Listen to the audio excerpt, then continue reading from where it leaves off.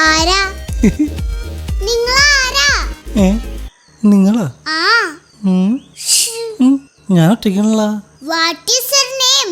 My name is Akku. How are you? I am fine. Today മുതൽ this house full English. What is your name? My name is 4B. 4B. ശേടാ, പേര് ചോദിച്ചപ്പോ പഠിച്ച class അല്ല പറയണേ. എന്നാ ഞാൻ 2B. എന്റെ ചേട്ടാ പേരെന്താ? ഇംഗ്ലീഷ് അറിയില്ലേ? മോളെ 4B. ഷോ വീണ്ടും 4B. എന്റെ ചേട്ടാ 4B എത്ര ആളെ പഠിച്ചു?